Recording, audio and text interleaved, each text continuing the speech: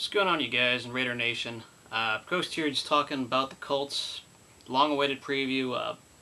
Yeah, there won't be as many preseason videos or pre-game videos necessarily, but I'll always have a recap. So, hey, it's gonna be a busy day, a busy Sunday, as I've been working on Sundays. So, first of all, the Colts.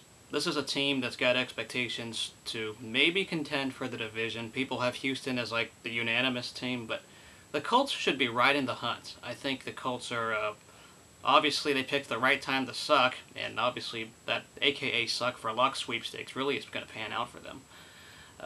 Yeah, so for one season you get a franchise quarterback in Andrew Luck, one that is worth taking, and hey, they got a foundation going. Offensively, you got to look out for a guy like T.Y. Hilton, who's another draft pick of theirs that's panning out. They look pretty good, I think, offensively. Defensively, there are some things they need to fix, and obviously the longtime guy, Dwight Freeney, no longer there. They did upgrade themselves in pass rushing and a guy in Bjorn Werner. Gonna have to look out for him. The Raiders, though, this is a game most people have as a loss for the Raiders, and obviously the good news is Week 1 is very unpredictable. Any team can, you got to give that argument of any team can win on a given Sunday. And this needs to be the case for the Raiders. If you've looked at like survival pick'em and everyone has the Colts, like everyone's putting their stock on that game with the Colts. But you know what? They got to throw that out the window. Throw out anything that's predicted. Just play to their hearts.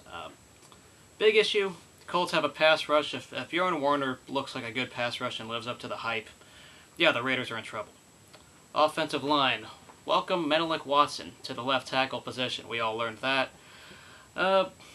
Good luck. All I can say is he looked okay in the last preseason game from what I saw, but you can't put it all in that one game. He's still going to be very raw. Still too many holes on the offensive line, but we're going to ride with Pryor. Why not? He can eat most of the mistakes and cover up most of them if he can run, or if he gets rid of the ball in time. Just hope he's not getting tackled on the blind side from the left tackle, because if he can't see that, he's screwed. I mean, you're getting tagged from behind. What can you do? So, going in, the running game has pretty low expectations. They're going to have to improve there because the running will set up the pass. You can't be a pass-first team, at least the Raiders cannot be, with the offensive line they got. It makes everything predictable. They're going to have to know how to pass protect. Going to have to be able to run block. I'm not so sure about the running game. Passing-wise, Luck is going to have his days. He's going to have his moments where I think he'll throw respectably against us. We do have somewhat of a pass rusher in Pat Sims when he's healthy, but that's only one guy. There's still too many problems on that defensive line that I've already talked about. Too many problems in general with injuries and other stuff piling up. It's never good to see that.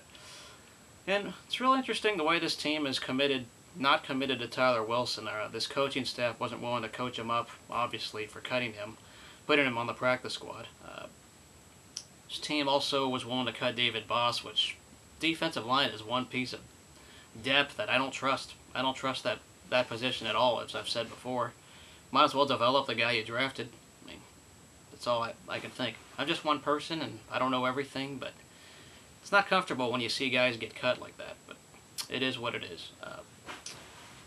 Yeah, if the secondary gets bad, or if the secondary is poor, not just because of late stats or because there's no pass rush, but if the secondary doesn't cover well, like it has in the past, then that's where Dennis Allen's in trouble, and his job would be in trouble. But let's not think too far ahead of that. It's just play to your heart's content. The Raiders just have to they have to want it. That's all it is. They need to have more heart than the Colts if they want to win and pull an upset somehow. The Colts, they did address a few things. They really splurged on a guy like Ricky Jean-Francois, which I think is really a huge overpay for a guy that's never started before, but that's just me. Otherwise, though, the Colts are still favored, and they're going to have to have more heart otherwise. So that's about all I got with the Raiders. Let me know what you think. If this game, I'm not going to really measure it in win versus loss. I know that's all that matters at the end of the day, but if they're competitive and if they show something to keep it close and make it interesting, then that's where I'd say, okay, there's some hope. There's a piece of hope, but I'm not going to say moral victories and promise. There needs to be that little sense of life and hope in this team if they have a closer game.